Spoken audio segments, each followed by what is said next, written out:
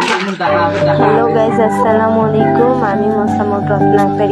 আমি জীবনে কোনো দিন মনে করেন এরকম ভিডিও তৈরি করি নেই। কাজ প্রথম করলাম।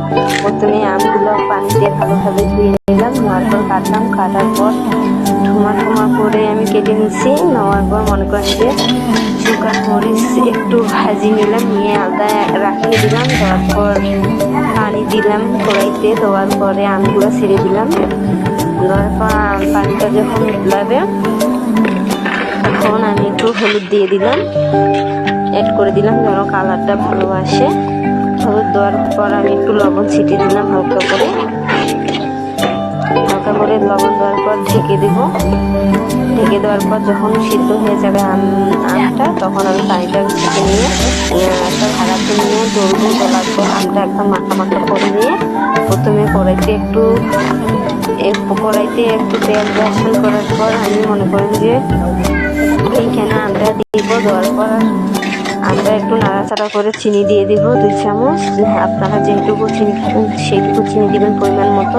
আমি যেটুকু মিষ্টি প্রয়োজন আমার ততটুকু দিয়েছি। দেওয়ার পর মনে করেন যে মরিচগুলো যখন আলাদা করে ভেজে নেওয়ার পর আমি বেটে নিয়েছি। বেটে নিয়ে মনে করেন যে দিয়ে দিচ্ছি। ওইখানে মশলাও অ্যাড করা ছিল, মরিচের গুঁড়া আর কি যা মশলা লাগে, চাটনি মশলা সব দেওয়ার পর আমি দিয়ে দিলাম। দেওয়ার পর নাড়াচাড়া করে নিলাম ভালো করে। দেখেন কালারটা মরিচের গুঁড়া চিনি দেওয়ার সাথে কেমন হয়েছে। তারপর ঢেকে দিলাম। ঢেকে দেওয়ার পর আবার 5 মিনিট পর আমি ঢাকনাটা খুলবো।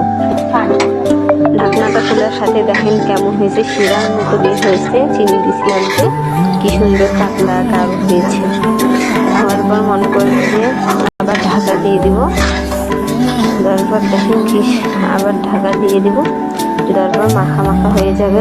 তখন আমি একটু করে নিয়ে দেখেন কি সুন্দর একটি রঙটা এসেছে। হওয়ার পর আমি একটা প্লেটে সুন্দর করে ঢেলে নেবো। নেওয়ার পর দেখেন আমার আমের আচার এখানেই বানানো শেষ। আসসালামু আলাইকুম। যদি কোনো কিছু ভুল হয়ে থাকে মাফ করে দিবেন, আর আচারটা যদি ভালো লাগে কমেন্টে জানাবেন।